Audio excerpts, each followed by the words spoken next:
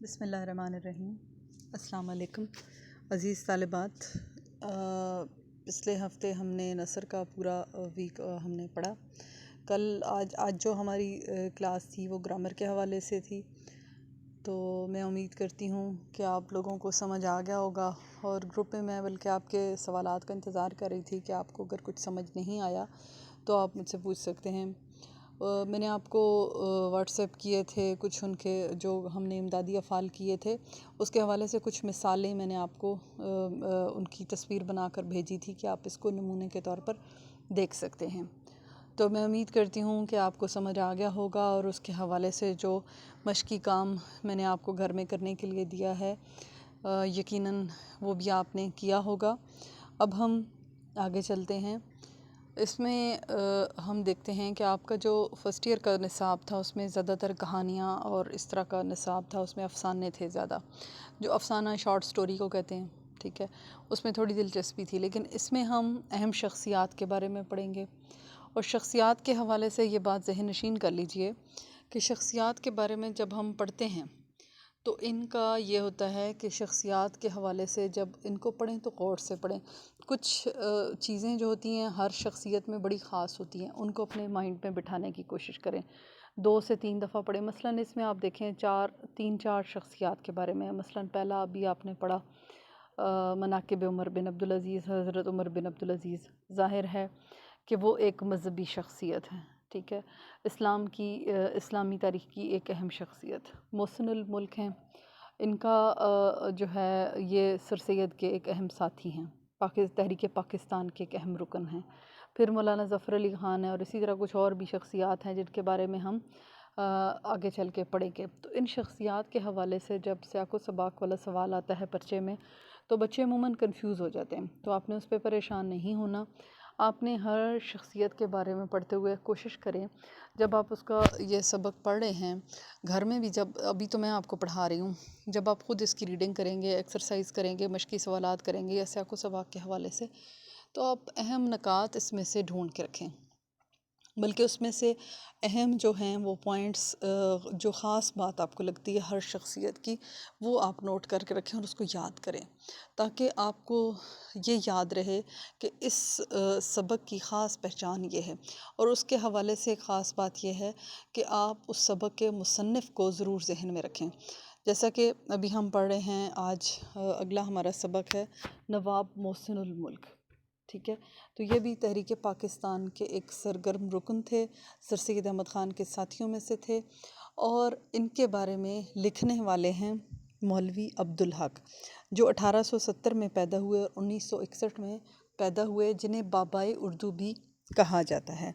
تو انہوں نے ابتدائی تعلیم میرٹھ میں حاصل کی، اور پھر علی گڑھ سے بی اے کیا۔ علی گڑھ کے چونکہ طالب علم تھے، اس لیے علی گڑھ کے جو ہیں مقاصد، ان کے ساتھ ان کی بڑی گہری وابستگی تھی، لہٰذا انہوں نے علی گڑھ کے جو ساتھی ہیں ان کے اوپر انہوں نے ایک کتاب لکھی چند ہم اثر کے نام سے، جس میں علی گڑھ کی اہم شخصیات کو انہوں نے موضوع بحث بنایا، جس میں سے ایک حالی ہیں جو ہم نے ابھی اردو لٹریچر میں پڑھے ہیں۔ اردو لٹریچر کا جو سلیبس بچے پڑھ رہے ہیں انہوں نے حالی کا مضمون اس میں پڑھا۔ اسی طرح سے محسن الملک جو ہیں وہ بھی اسی کتاب چند ہم اثر میں سے لیا گیا ہے۔ تو یہ کالج کے پرنسپل بھی رہے، پھر عثمانیہ یونیورسٹی میں شعبہ اردو بن گئے، انجمن ترقی اردو کے یہ بانی تھے۔ اس کے بعد ان کو اردو زبان سے شروع سے خاص انسیت تھی، اس کی خاطر انہوں نے بڑی مشقتیں اٹھائیں اور اردو کی بے پناہ خدمت کی۔ چونکہ انجمن ترقی اردو کے سیکرٹری تھے، اس لیے انجمن کی ہر کتاب پر انہوں نے مقدمات لکھے، بے لاگ تبصرہ کیا۔ اس سے مولوی صاحب کی اعلیٰ علمی قابلیت کا بخوبی اندازہ ہوتا ہے۔ تو قیام پاکستان کے بعد مولوی عبدالحق کراچی آ گئے، یہاں بھی اردو زبان و ادب کے فروغ میں منہمک رہے، اور اردو زبان کو سرکاری زبان بنانے کے سلسلے میں ان کی خدمات بڑی اہم ہیں۔ اردو کو ذریعہ تعلیم بنانے کی خاطر انہوں نے کراچی میں اردو کالج قائم کیا۔ آج بھی اس کالج میں M A M S C تک کی سطح تک ذریعہ تدریس اردو ہے۔ اور آپ کو ایک خاص بات بتاؤں کہ اسلام آباد میں جو وفاقی اردو یونیورسٹی ہے وہ بھی انہی کی کوششوں اور انہی کے ساتھیوں کی کوشش سے بنی ہے، اور اس یونیورسٹی کی خاص بات یہ ہے کہ اس کے تمام جو امور ہیں، تمام کام، دفتری کام، سب اس کی جو ہے وہ زبان وہ اردو ہے۔ مثلاً ان کا جو ایڈمیشن فارم میں نے دیکھا، میں نے ایک دفعہ ان کا چیک کیا کہ ایڈمیشن وہاں لوں گی پی ایچ ڈی میں، تو میں نے جب دیکھا اور جاب کے لیے بھی اپلائی کیا تو ان کا ہر چیز، ہر فارم جو تھا وہ اردو میں تھا۔ تو ہم یہ کوشش کریں تو کر سکتے ہیں کہ اپنی تمام چیزوں کو اپنی ہم زبان میں ڈھال لیں اور اپنی زبان کے مطابق ہم اس کو پیش کریں، تو یہ کوئی اتنا مشکل کام نہیں ہے۔ بہرحال ہم مولوی عبدالحق کا مضمون پڑھنے جا رہے ہیں، نواب محسن الملک۔ نواب جیسا کہ نام سے ظاہر ہے کہ اس دور کے امراء میں ان کا شمار ہوتا ہے۔ اب ہم یہاں پہ ان کے ذاتی اوصاف کے بارے میں پڑھیں گے کہ بحیثیت انسان وہ کیسے انسان تھے۔ شروع کرتے ہیں ہم۔ قدرت نے نواب محسن الملک مرحوم کو بہت سی خوبیاں عطا کی تھیں۔ وجاہت کہتے ہیں روب اور دبدبہ، اچھی شخصیت کے مالک تھے، ذہانت، یہ تو آپ کو پتہ ہی ہوگا، خوش بیانی، خوبصورت انداز میں بات کرنے کا سلیقہ۔ آپ کو پتہ ہے کہ یہ جو نواب اور امراء ہیں تو یہ ان کے ہاں ایک رواج تھا، اس دور کے جو نواب تھے یا بڑے بڑے لوگ تھے تو یہ اپنے بچوں کو، لڑکوں کو خاص طور پہ بہترین اردو زبان سکھانے کے لیے طوائفوں کے کوٹھوں پر بھیجا کرتے تھے کہ وہ بہت القاب و آداب اور بہت پرتکلف زبان بولا کرتی تھیں اور بڑی خوبصورت زبان، اور بڑا ان کا رکھ رکھاؤ اور طرز ادا بہت اچھا تھا۔ اس وجہ سے یہ لوگ ان کے ہاں جاتے تھے تو ان کی زبان میں بھی بڑا ایک خاص قسم کی خوبصورتی اور نکھار پیدا ہوا۔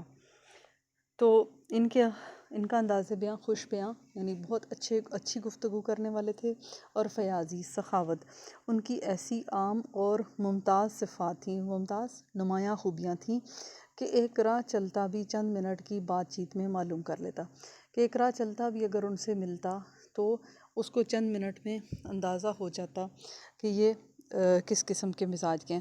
خطاب یا نام اٹکل سے رکھ دیے جاتے ہیں۔ خطاب، دیکھیں نام ایک بچہ جب پیدا ہوتا ہے تو اندازے سے اس کے ماں باپ اپنی پسند سے اس کا نام رکھ دیتے ہیں، تو کچھ بچے ایسے ہوتے ہیں جو اسم با مسمہ ہوتے ہیں۔ اسم با مسمہ یہ ہوتا ہے کہ جو نام رکھا جاتا ہے کہتے ہیں کہ اس نام کی خصوصیات انسان کے اندر جمع ہو جاتی ہیں، اس لیے ہمیشہ بچوں کے نام سوچ سمجھ کر رکھے جائیں اور ایسے نام رکھے جائیں جن کے مطالب اور معنی اچھے ہوں تاکہ اس کا اچھا اثر ان کی شخصیت اور ذات پر پڑے۔ ہمارے ہاں عام طور پر مشہور شخصیت کا نام رکھ دیا جاتا ہے، کسی فلم سٹار کا، کسی ڈرامہ سٹار کا، اور اس طرح جو ہم دیکھ رہے ہوتے ہیں کوئی ڈرامہ جو ہٹ ہو رہا ہوتا ہے اس کے جو ہیرو ہیروئن ہیں اس کا نام رکھ دیا جاتا ہے، لیکن نہیں، یہ کوئی اچھی روایت نہیں ہے۔ ہمارے لیے ہمارے ہیروز ہمارے خلفائے راشدین ہیں، ہمارے صحابہ کرام ہیں، صحابیات ہیں، امہات المومنین ہیں، ہمارے ہیروز تو یہ ہیں، مسلمان ہونے کی حیثیت سے یہ ہماری پہچان ہے۔ تو ہمیشہ نام رکھتے وقت بچے کا ان چیزوں کا خیال رکھنا چاہیے۔ تو خطاب یا نام اٹکل سے، اندازے سے رکھے جاتے ہیں۔ کہتے ہیں کہ اس میں اب جب بچے پیدا ہوتا ہے تو اس وقت تو اس کی ہمیں کوالٹیز کا اندازہ نہیں ہوتا کہ وہ کس مزاج کا ہے، کس طرح کی اس کی عادات ہوں گی، تو وہ تو بس ہم اندازے سے رکھتے ہیں۔ نام رکھتے وقت تو یہ ممکن ہی نہیں کہ، اور ہمیں اس وقت اندازہ نہیں ہوتا کہ یہ بچہ جس کا ہم یہ نام رکھ رہے ہیں مستقبل میں یہ کیسی صفات کا مالک ہوگا، کیسی عادات کا مالک ہوگا، اس کے بارے میں تو ہم اندازہ نہیں لگا سکتے۔ نام رکھتے وقت تو ممکن ہی نہیں۔ عطائے خطاب کے وقت بھی اس کا خیال نہیں کیا جاتا۔ اب خطاب یا لقب جو ہے وہ کسی کو اس کے کارہائے نمایاں کی بنیاد پر دیا جاتا ہے، لیکن یہاں پہ بھی کسی حد تک کبھی اقربا پروری ہوتی ہے، کبھی کس چیز کا خیال کیا جاتا ہے، کبھی کس چیز کے پیش نظر خطاب دیے جاتے ہیں۔ تو خطاب دیتے وقت بھی انسان کے اوصاف اور خصوصیات کو اس طرح سے نہیں پرکھا جاتا، بلکہ کچھ اور ہی چیزیں ہوتی ہیں جن کے تحت دیا جاتا ہے۔ لیکن محسن الملک کا خطاب ان کے لیے بہت ہی موزوں نکلا۔ ان میں پارس پتھر کی خصوصیت تھی۔ پارس پتھر کیا ہوتا ہے؟ پارس پتھر وہ ہوتا ہے کہ اس سے جو چیز چھو جائے وہ سونا بن جاتی ہے، ٹھیک ہے؟ محاورتاً کہا جاتا ہے کہ یہ تو پارس پتھر ہے کہ اس سے جو چیز چھو جائے وہ سونا ہو جاتی ہے۔ تو پارس پتھر کا ذکر کیوں کیا جاتا ہے؟ اس کی مثال اس طرح سے دی جاتی ہے کہ اچھے انسان کی صحبت میں بیٹھنے والے لوگ جو ہیں ظاہر ہے وہ اچھائی حاصل کریں گے، اور برے کی صحبت میں بیٹھنے سے آپ بدنامی ہی حاصل کریں گے۔ کوئی ہو کہیں کا ہو ان سے چھوا نہیں اور کندن کا ہوا نہیں، یعنی کوئی بھی شخص کہیں کا بھی ہے، کسی بھی جگہ کا رہنے والا ہے، جب ان سے ملتا تو اس میں وہ جو ہے وہی خالص پن، وہی خالص سونے والی خصوصیات جو محسن الملک میں تھیں وہ اس شخص میں بھی پیدا ہو جاتی۔ اگر کسی نے سلام بھی کر لیا تو ان پر اس کا بار رہتا، اور جب تک اس کا معاوضہ نہ کر لیتے انہیں چین نہ آتا۔ سلام کر لینے سے مراد ہے کوئی ان کے ساتھ اچھا رویہ رکھتا، کوئی ان کے ساتھ حسن سلوک سے پیش آتا تو وہ اس کو اپنے لیے ایک احسان سمجھتے کہ اب میرے اوپر بھی فرض ہے کہ میں اس کے ساتھ اچھے طریقے سے پیش ہوں، اور جب تک وہ اس نیکی کا، اس اچھائی کا بدلہ نہ دے دیتے وہ اس کو کبھی جو ہے انہیں سکون نہ آتا، چین نہ آتا، سکون نہ آتا، یہاں تک کہ وہ اپنے دشمن کو بھی نہ بھولتے۔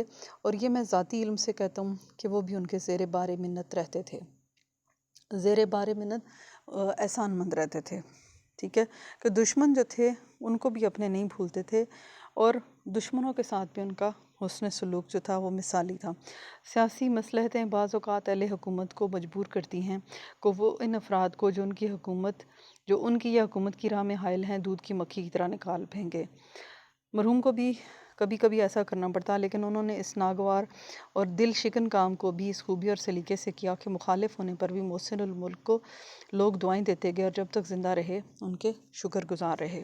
ناگوار، ناپسندیدہ، دل شکن کام، دل توڑنے والا کام، کہ یعنی بعض اوقات انسان کی مجبوری بن جاتی ہے کہ حکومتی پالیسیوں کے تحت کچھ لوگوں کے ساتھ ایسا ناگوار رویہ رکھنا پڑتا ہے، اور سیاسی مصلحتوں کی بنا پر یا پروفیشنل مجبوریوں کی بنا پر کچھ کہنا پڑتا ہے، تو وہ بھی اس طریقے سے اور اس خوبی اور سلیقے سے کیا کہ مخالف ہونے پر بھی لوگ محسن الملک کو دعائیں دیتے کہ اور جب تک زندہ رہے ان کے شکر گزار رہے، یعنی معاملہ فہم انسان تھے، انہیں اس بات کا اندازہ تھا کہ کس معاملے کو کس طرح سے نپٹانا ہے۔